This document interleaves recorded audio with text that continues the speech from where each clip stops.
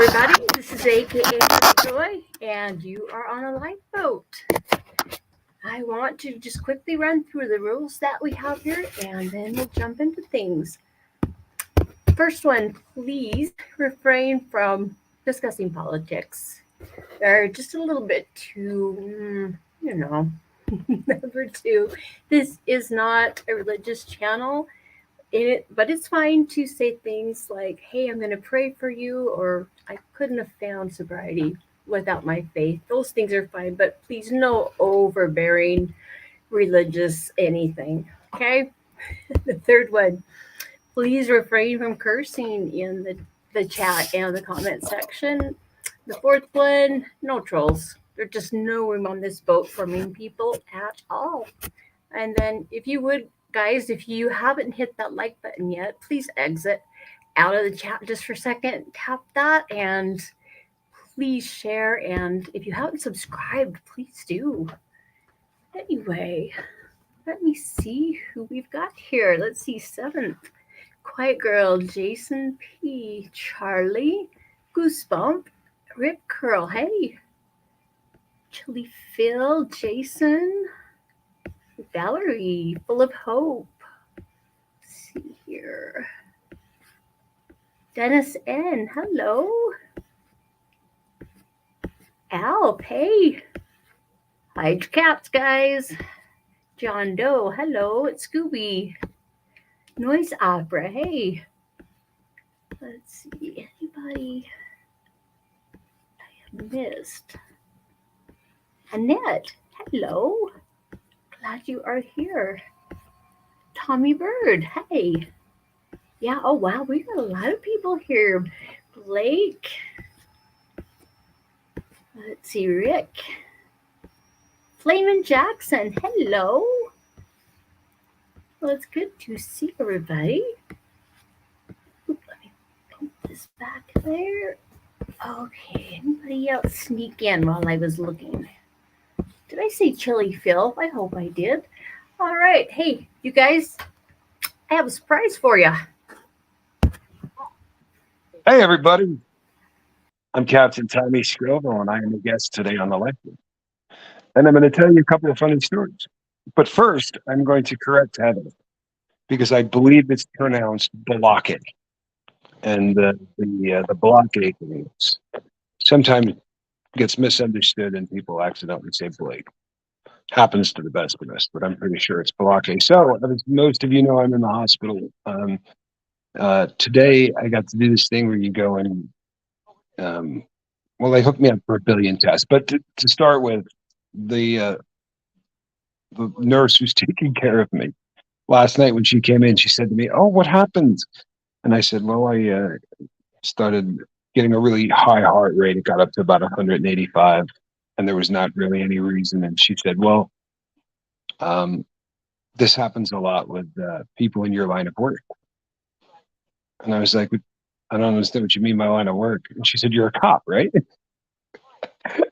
And I said, "I'm a cop." I'm like, "How the hell did you get that?" And she said, I'm good at this. I just happen to know cops, and you're a cop." I said, "No, I'm not." I'm like, "You're not even close. If you had any idea how far off you are."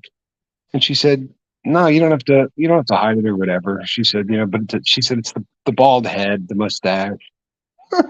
So I said, I go, "No, you really have to believe me. I'm not a cop." She's like, "I'm not going to tell anybody." I said, "I'm a bank robber." I'm like, "I robbed a bunch of banks. You're not even close." So we got a really good laugh out of it. But she really did believe I was a cop, which I thought was funny as hell. I don't get mistaken often for a cop, and at least not in a long time. When I was young, I was pretty clean cut looking. And I remember going to a couple of fairly large drug deals and having really angry Mexican drug dealers be like, "Who's this dude? This shit ain't cool. Like, why are you bringing the cops?" But since then, this has been the first time that I've been mistaken, I think, for a police officer. As far as the health update goes, I'm doing great. They're going to let me out of here hopefully in the next day, maybe tomorrow. There's some more testing that needs to get done. As I was telling Heather Joy before we went live, they don't really understand the mechanism that put me to 185, like what brought that on. If it had been anything, all the normal things that would have done that for me, like I was telling Heather, like robbing a bank, jumping out of a plane, extreme skiing, or drugs, a ton of drugs. But when those things happen, you go up and then, you come back down. And after about 3 days of my heart just continually racing, I got kind of, I thought it was the right time to come down and get this taken care of once and for all. And when my dad was going through all of his heart stuff, he had a pacemaker put in with a defibrillator on it and all kinds of stuff like that. The a lot of surgeries, but it started in his 60s. And I remember going in to see him in the hospital, and he said to me, I had a heart attack in New York about 20 years ago. I know I had a heart attack and I didn't do anything about it. He said, and then there was this other time where I don't know what happened, and he started to describe all of these times where he just should have gone to a hospital. Like his chest was so tight, he couldn't breathe. And it seems to be a recurring theme with people that the first couple of times something like this happens, they blow it off. And that's probably the worst thing you can do. So if you're listening to my voice and you feel like somebody's pushing hard on your chest, go to the friggin' doctor. If your heart rate goes to 180 beats a minute, and does this with nothing to provoke it, man, go to the emergency room and get somebody to look at you. It's pretty important stuff. Like the whole ticker thing is, it's vital equipment. in the whole scheme of things, it's probably the second, or at least top three most important organs in your body. So you might want to maintain it and take care of it. I've never been to a hospital anywhere with nicer people. This is, and I've talked about this since moving to this state. Everybody seems to be just very, very kind, and this hospital has been no exception. A little different than what I remember. I think I told everybody this morning, but in case you missed it, like you get a room service menu. Like I can order this stuff whenever I want, all day. I'm kind of limited in some of the things because there's certain foods they would like me to back off on. But nobody gave me any crap about salt or any of the things. I don't have buildup. It's not like I need angioplasty or stents or things like that. That's not what's going on. I have some, infarction. I've got some dead, tissue in the heart. There's a little bit of heart damage that's been sustained over the 29 years I've been on the planet. And it's probably some of it is from just heredity and things like that. But a lot of it was from abusing drugs. If you're doing cocaine today, stop doing it. If you're doing meth, stick around, keep meeting people here and get some help. You know what I mean? Keep coming back to the boat, meet people here. And the time is now to make a change. Because if you're doing drugs that make your heart beat faster than they're supposed to, recreationally, you're damaging your ticker. You really are. I had a friend who was a bit of an idiot, but he was a heroin addict and he had a pretty decent sense of humor. But he used to go off on this comedy routine almost about how stupid people who did drugs that took you up were. His theory was that you have X number of heartbeats allotted to you at birth. And his theory was by going the downer route, you're going to stick around longer. And Keith Richards was always his poster child for this. And I got to look at Keith. Holy cow, he's been doing heroin for how long? And he's my dad's age, and he goes to work at 9 o'clock at night, works until midnight, stays up until 5 o'clock in the morning, hanging out with 25-year-old girls.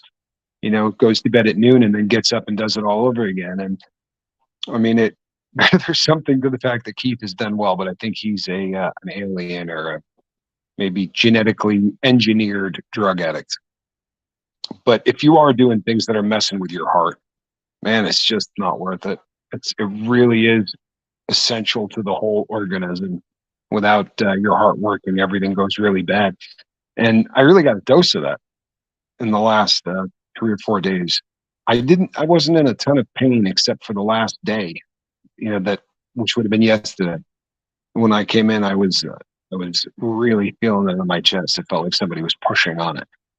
But none of the other symptoms of heart attacks. I didn't have anything going down my arm or any of the things that I was told to look for back in the day. None of that. I was just. It seemed like a good idea to come down because of my dad, and because I just don't want to damage my heart any more than I need to. So I'm going to do what I can to follow any instructions that the cardiologist give me. I saw about 6 of them today. Last night was another cool story. At 7 o'clock, they had the shift change, and the nurse, whose name is Priscilla, really sweet girl, leaves, and a girl named Stephanie comes in. And one of the nurses on the shift last night, Steph, said that she was 45 days sober. They were trying to draw blood out of me, and I've got 2 different sets of IVs. Sorry, people. 2 different sets of IVs currently run. So I got one in my tattoos, and I've got one down on my forearm. But they're only used to put things back into me. For whatever reason, when they take blood, Heather could probably tell you why. In fact, a bunch of you could probably tell me why. We have a lot of nurses on the boat. But they didn't want to remove the blood they were going to test through the IV. So they had to stick another needle in me, which is always an adventure because I have such bad veins. And it brings up the conversation every time. What happened to your veins? And I talk about the fact that I did intravenous drugs for decades. And she just popped right up, this nurse, a black chick, really, really cool. She goes, I'm 45 days sober. I said, good for you. She had been 5 years sober and then had a bit of a relapse, like we all did, where we thought, I can handle this time. But she's back and she gets it. We had a great conversation, and she credits her new sobriety to things that she learned online. And I don't mean like facts, like stuff we talk about, but finding communities and things.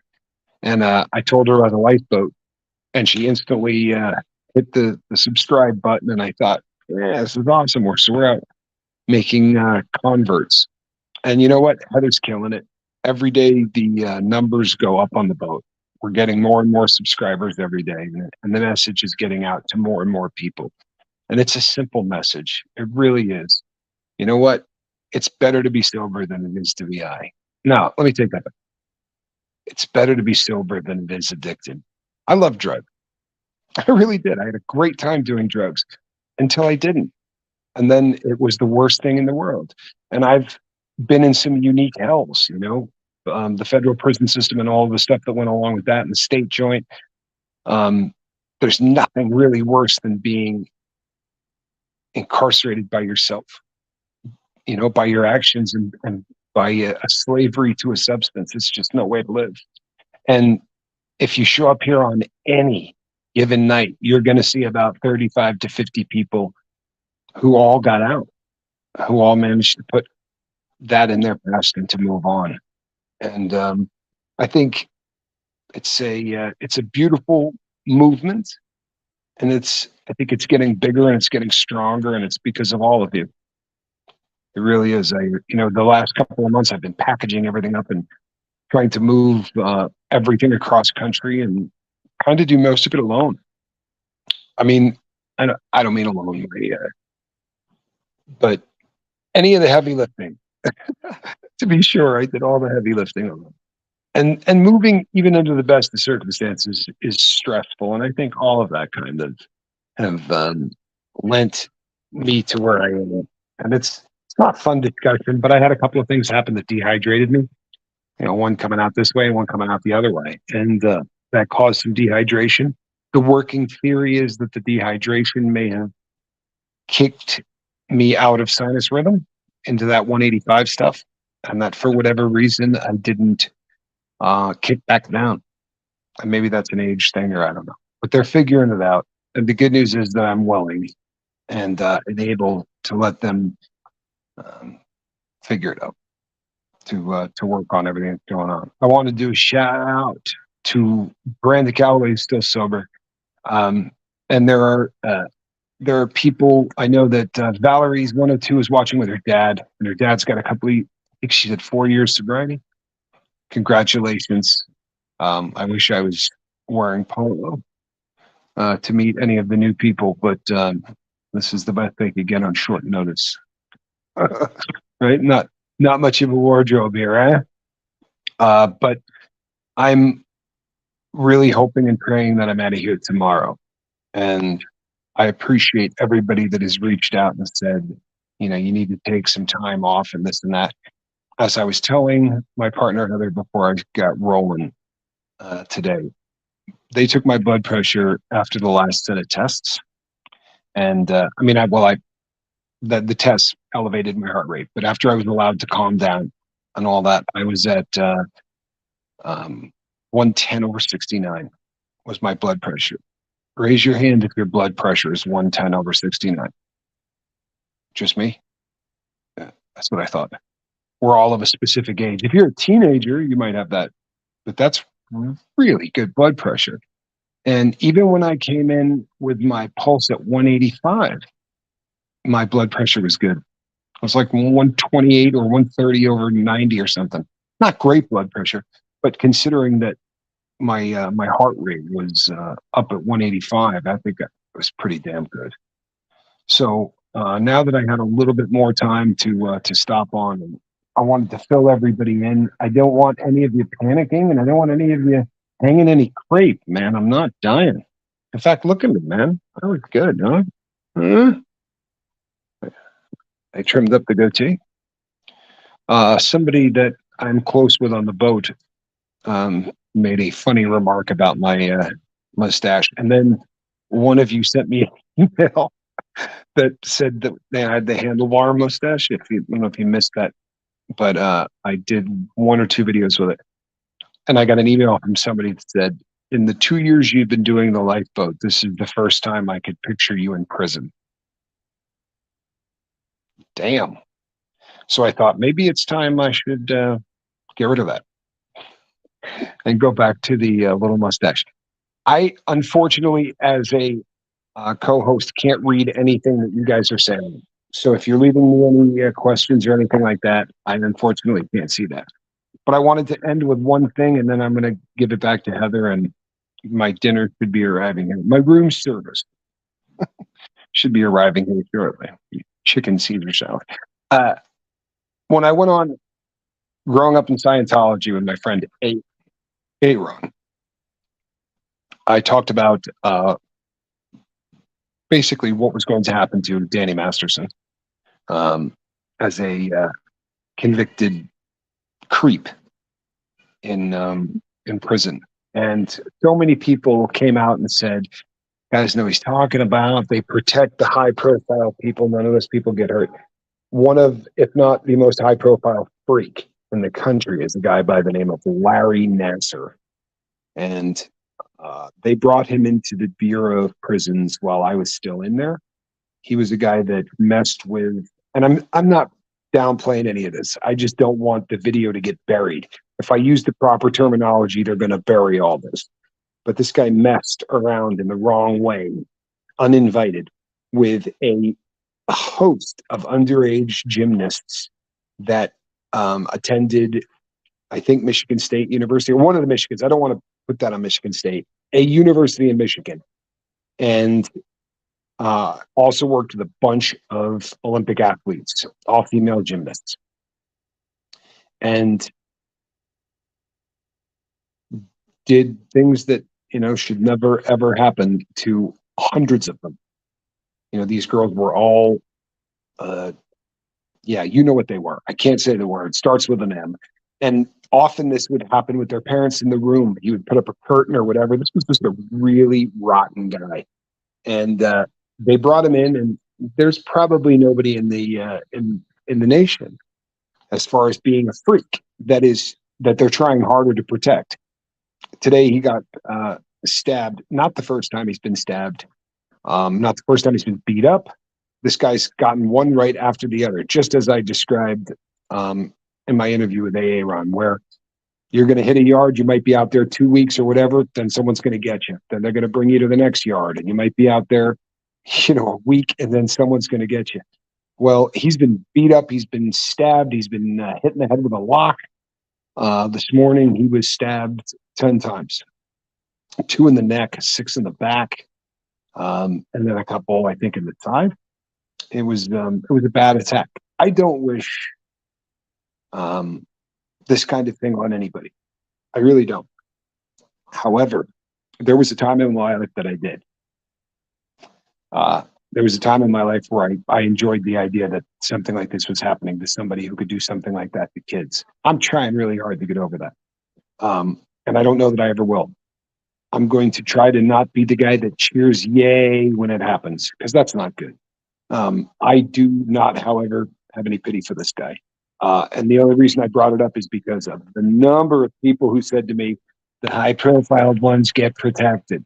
I'm telling you that there is a system of justice on the inside, and I'm not wrong about that. And this guy's going to put up with this every day for the rest of his life. If you Google his sentencing, you will watch the judge say, I'm signing your death warrant. I mean, even they know. So, all right, peeps, I don't want to steal Heather's entire show. I really don't. I'm going to sit back and quietly watch it. But Heather, thank you so much for letting me come on, and thank you for carrying the boat. No, it's not easy. You're appreciated. Thank you. This is the boat. I love this. It is the boat. That's the boat. Anyway, say thank you, Zenwin. Well, and thank you to everybody that I can't see. I'm sorry, I can't see the chat. So I love all of you, and I will go ahead. Thanks, Zenwin. Thank you, ZW. Well, I should have just come out the gate and said that. ZW is pretty consistent. Yep. I probably didn't even need to read that. But I want to thank all of you. I love you. Speaking of which, just in case, Nick, Noise Opera, thank you. And Seventh Son, that wasn't funny. Not one of your better jokes. I'll see the rest of you all hopefully tomorrow. And if for some reason I don't, maybe I'll do another one of these, but I hope to be here tomorrow. Heather, you're fantastic. Keep doing what you're doing. I love you. Good night, everybody. Appreciate you, and I love you all. God bless. Thanks, Tommy. Pretty nice, huh? I think so, but for some reason on here, my comments have just stopped. Oh well, I'll just have to watch my phone. Anyway, so I think he looks pretty darn good. He does not look ill. Hopefully he'll be able to get home tomorrow. It would be nice. But I'm going to do my best to not let him do too much too soon. I can't promise, though, because this is his channel. If he puts his foot down, I'm not going to argue with him too much, Anyway, let's see. I didn't really have anything prepared, but I found something that I wanted to share with you guys. Let's see here. I just thought it was, I like this. It's 10 rules of self-discipline that successful people know, but most don't. And they don't do it. On this article, it talks about, unless you are what he calls a rise and grind person, a lot of us, we get busy.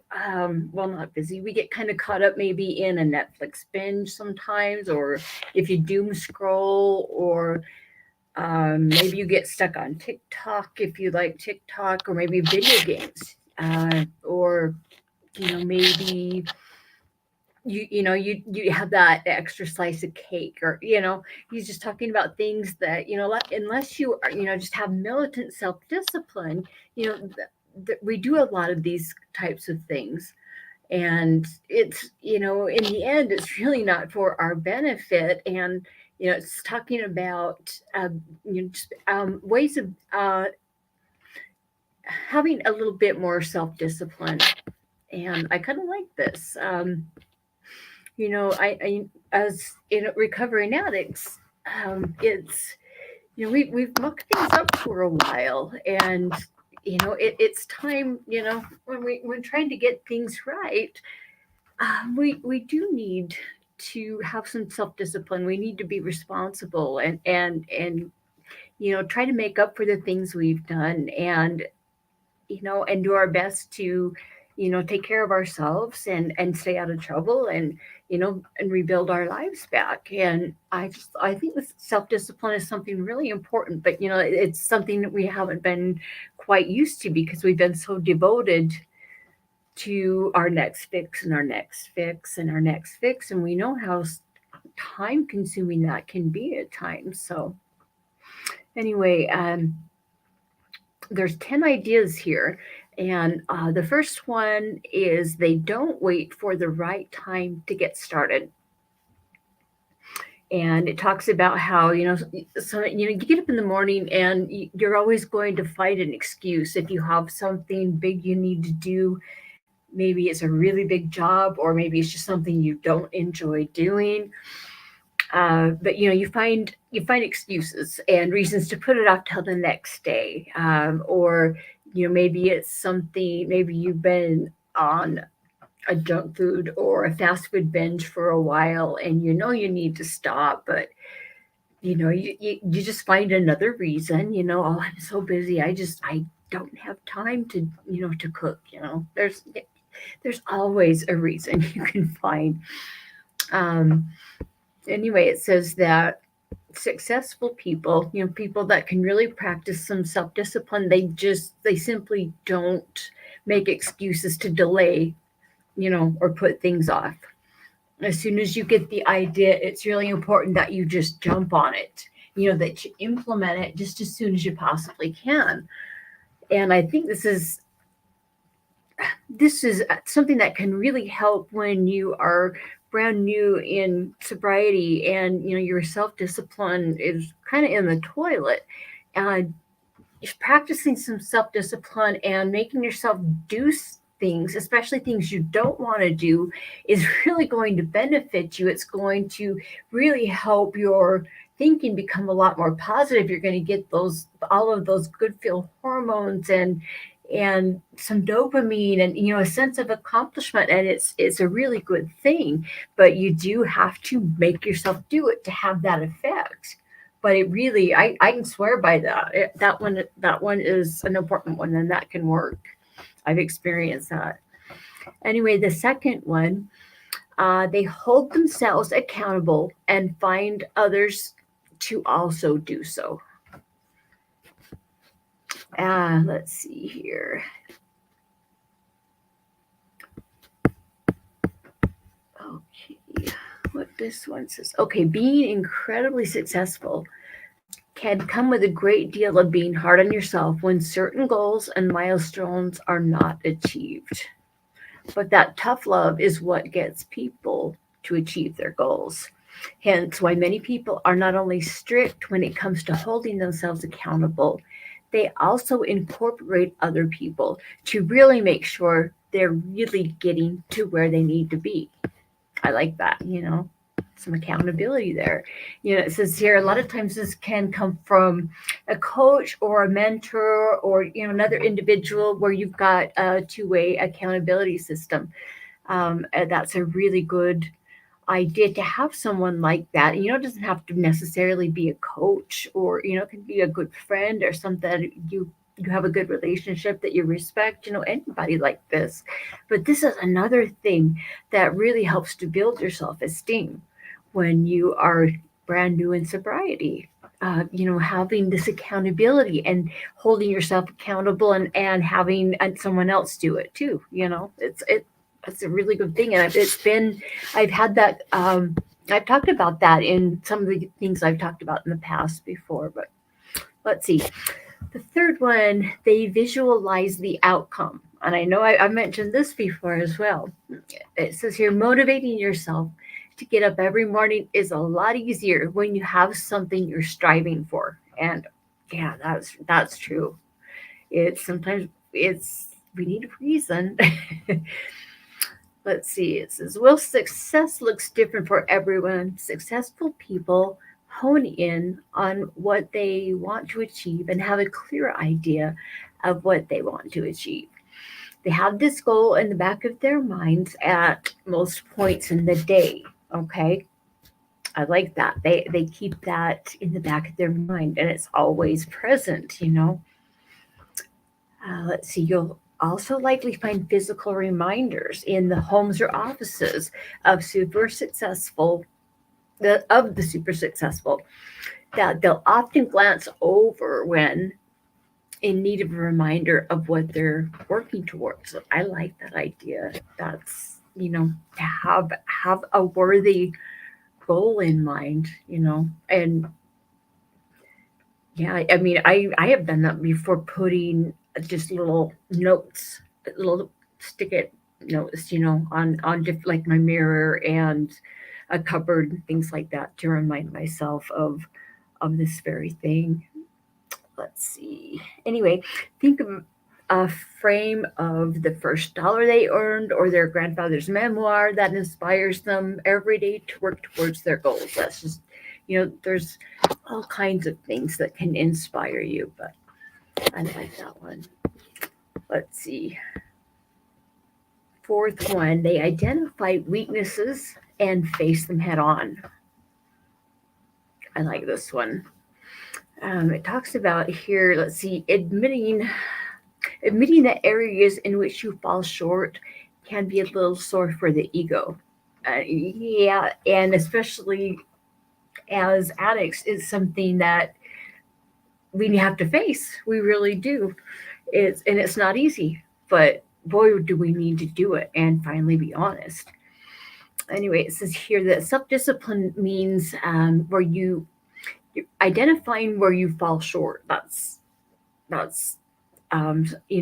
what self-discipline can do. And you need to be ready to face where you're falling short. You need to face it head on. And it talks about not glossing over your weaknesses, not sugarcoating anything.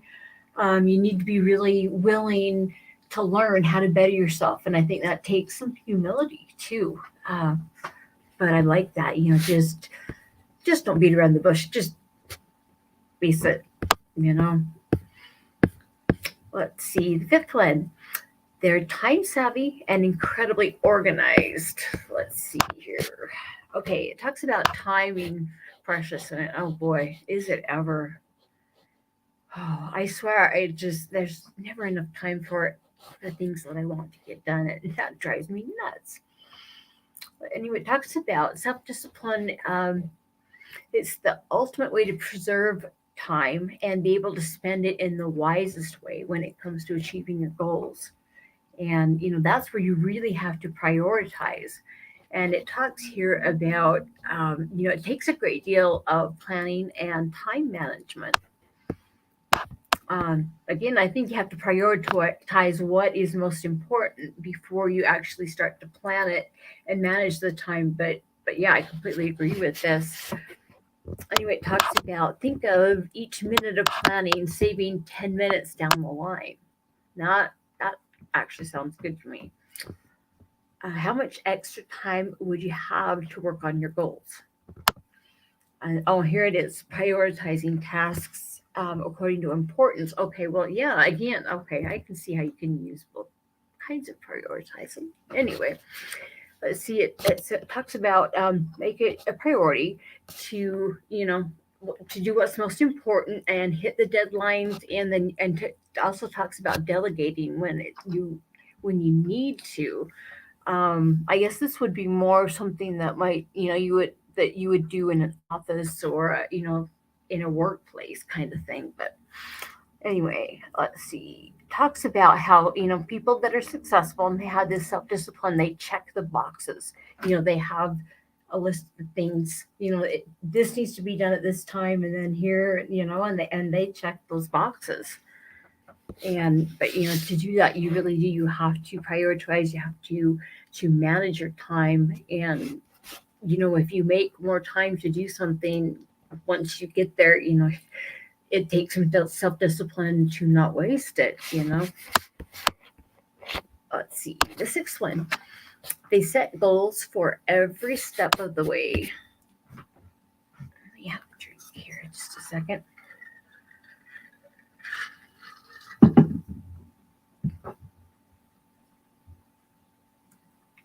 Okay, the ultimate and end goal must be very, very high. As to achieve more, you need to reach for more and believe yourself capable. And the ultimate and end goal, yeah, I think maybe this might not apply to people at the beginning of sobriety. You need to get on your feet first before you really start reaching for other things. But for those who have been able to maintain sobriety for a while, I think this one would be a really good idea. But talks about setting goals for every step of the way that when you want to reach something. This is not to be cliche, but shoot for the moon. Even if you missed, you'll land among the stars. I love that one. And that was Norman Vincent Peale that said that. Wait, let's see. It says that to get even to the stairs, requiring setting smaller and more realistic goals to monitor progress and help you. Let's see. Wait, okay. However, to get even to the stars, okay, require setting smaller and more realistic goals to monitor progress and help you climb that ladder. And here just again talks about self-disciplined people. They don't just throw themselves headfirst into pawing at the ladder and trying to climb before they know how to even do so. So that's something important to remember, I think. Let's see. And I like this one. I think this is an important one too. They incorporate rewards for hitting certain milestones. And I think that one's really important. I think we need to, especially, when we reach, our first week and then our first month and then, 2 months, 3 months, and then the years. And, we need to celebrate those, we need to celebrate our success. We really do. I think that is very important. So I think this one can really apply, especially in that respect. But it talks about exceptional self-discipline means being able to delay gratification. And that's, in a way, that is what we are doing. Being, yeah, never mind. I don't know how to articulate that one very well. Let's see. Anyway, it talks about, let's see, that means that you have to turn away from the things that bring you short-term pleasure, to be able to reach those long-term goals. And, that's something, in our case, we have to completely turn away from it and remain that way. But the nice thing is the longer we can remain sober, the easier it does eventually get. But anyway, in this case, this here suggests things like splurging on a new bag or a holiday. I don't know. That depends on, personal finances, but I do think we need to celebrate in one way or another, especially the big ones like the first year. And, sometimes just that first day, even just that first day, that first 24 hours, I think we need to celebrate that. But, you get the idea here that, you need to reward self-discipline once in a while. The eighth one, let's see, they do what they don't want to do. And this is a perfect one for overcoming depression. This is one way to do it. When you are depressed, you know how difficult it is to do anything, especially the things that you really don't want to do. But that's exactly what you need to do. And you have to force yourself. But anyway, here in the article, it talks about, there's just something, sometimes there are just things you really don't like. Um, or maybe you don't think you're even particularly good at it, or, just for one reason or another, you just rather not. Let's see.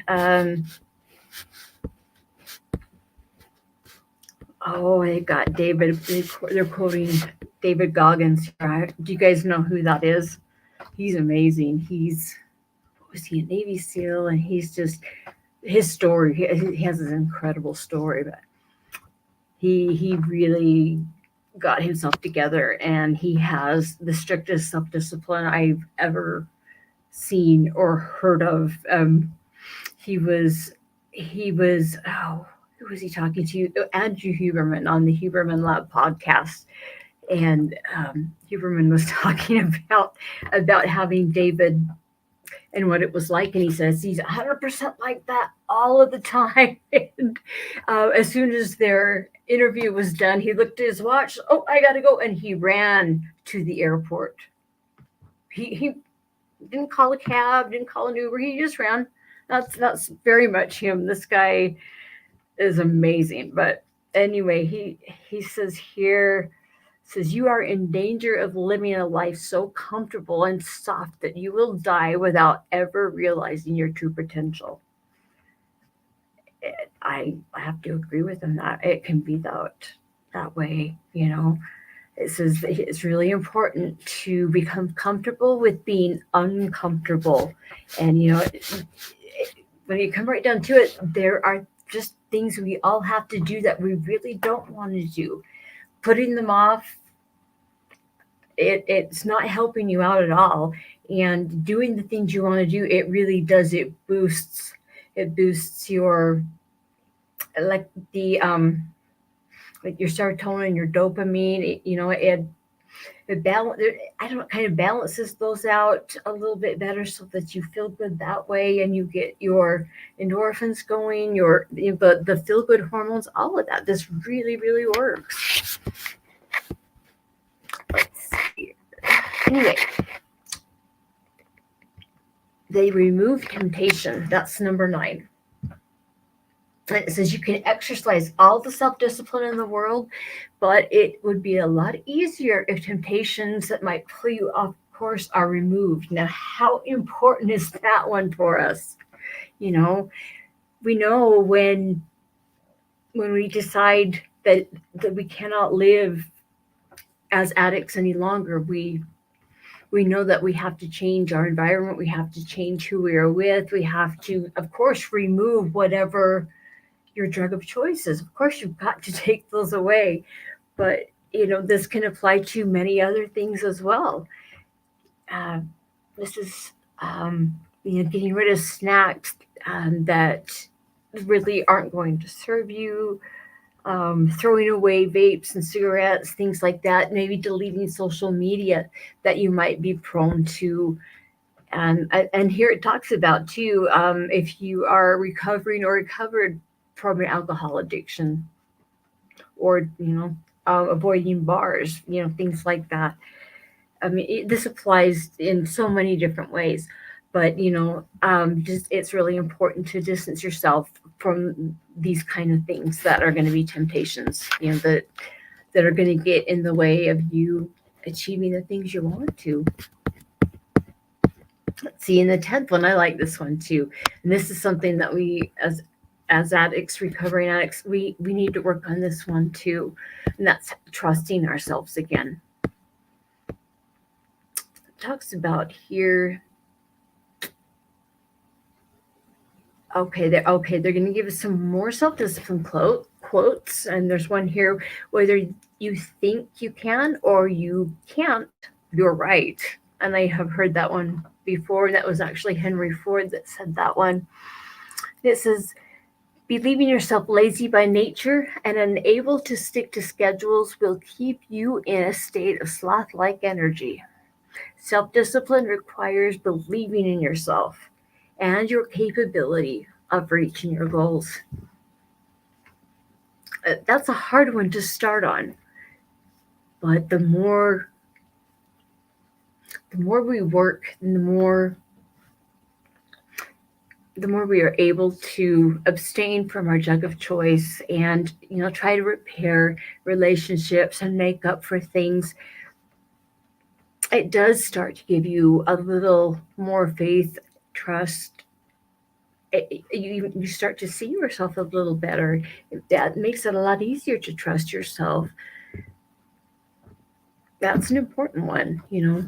But you have to believe in yourself. I like that one. It says courage drives the motivation for self discipline, which in turn it inspires success. So I like that one a lot. That's something that I think we all need to work on. Anyway, what that is the 10 ideas that it has there. I just thought they might be helpful. I really didn't have anything else prepared tonight. I have been bottling cherries. So that's a lot of work because you got to pit them. If you're, I sometimes I just bottle them. These are pie cherries. They're the really mini tart cherries. And if you're going to just make the pie filling, then you bottle that. Then you've got to take the pit out of each one, and it's so time consuming. But so I have been doing that all afternoon. Anyway, I don't know why my comments just stopped here, but let me see who else has come in. Let's see. Mind Game 60. Hello. Sasquatch. Oh, I think Tommy saw you, but yeah, I haven't Sasquatch Hunter. It's been a while. Or I'm not sure if I do remember you or if I've seen you on a different channel. Anyway, Crazy Brumfield. Hello. Who else here? Jennifer. Hey. Oh, hey. Here's Crazy. What's up? Not much, just being lazy at home, and I thought, okay. So, let me turn on this light. All right. Okay. Well, hi. Hi. What's going on today? Not a lot, just sitting around being lazy, and so let's call. I didn't really see what your topic is. Oh, it was just 10 ways of working on self-discipline, things that successful people practice. It was just from an article. Uh-huh. Well, I was born and raised in the church I belong to. Right? Mm-hmm. And, Sunday morning, Sunday evening, Wednesday night. And my dad in choir, and my mom would take me to Bible school, things like that. Mm-hmm. And I was 12 when I thought that I don't like going to prayer meeting on Wednesday, but I want to. And I had heard stories about people who did the most amazing things with their mind. So, let's try it. So, all on my own, I told no one. I did this kind of an experiment. Mm-hmm. That whenever I thought about it, several times a day, or I might skip a few days, I would think this, and I thought, I don't have to mean it because that's the whole point. I'm trying to change my mind. I'm going to tell myself I love prayer meeting. And it can be sarcastic, and it can be to myself, but that's what I'm going to tell myself. Mm-hmm. And it took probably 8 months before I really saw any change. But then after about a year, hey, I like going to prayer meeting, and I like it ever since. In Wow. fact, yeah, in fact, there really isn't prayer meeting here, and I miss it. So, Oh you no. know, yeah, where I grew up, the first half of the service is prayer. Uh-huh. There's a lead prayer, kind of sets the theme, the tone, and then people get up and pray, and it can be anyone, down to little ones barely able to talk, all the way up, Wow. and then then sing a hymn, and then the second half is testimonies. Mm-hmm. And again, there's a lead testimony to set the theme, but anyone can do it. Mm-hmm. Well, and some of them are toddler. Yeah, I got it. Yay. Good mosquito. And I've heard some awesome testimonies. And so that's praying. So, and it's usually an hour. It's like, well, okay, let's wrap it up now. Because, you have to get children home and to bed and stuff. Mm-hmm. Well, thank you for jumping on and sharing that. Yeah. And so that's how I changed my mind. And hey, it worked. It did take time, but it worked. Yeah. And you Kind of set this, your mind to it. You kept at it. kind of this constant little nudge, nudge, nudge. If you keep doing that, then it'll have an effect eventually. Mm-hmm. It sounds like that's awesome. Some self-discipline right there. You just demonstrated what I was talking about. So awesome. And I was about 15 when I thought, I'm tired of biting my nails. So I tried, I think I was maybe about 12 and I tried to stop, but that didn't work. I thought, I think I don't hate it bad enough. So I tried to build up hatred for it in myself, knowing that, there's stuff under there and I don't like how it looks or feels. Let's work on stopping. And so I was about 15 when I tried again. And this time it took, although it took a while. Sometimes I would sit on my hands to keep from biting. My parents were like, "What are you doing?" Trying to stop biting my nails. I did that until I think I was 19, and then one day I thought this is just dumb, and I just stopped, just like that. It was weird, but I thought this is just dumb, and yeah, I think after a week I didn't think about it anymore. It took me months, maybe I don't know, maybe a year to stop. It was a weird thing for me. That was very unlike me, but I don't know. I gave it my pacifier for my first Barbie at probably 1.5 in 1971, probably. And I think I vaguely recall thinking that, well, here's my pacifier.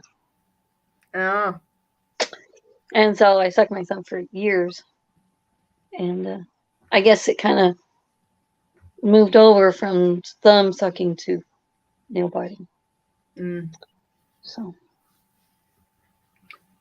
A little bit of an anxiety issue when you were little. Yeah. I remember one of those dysfunctional, power struggling parents. Mm-hmm.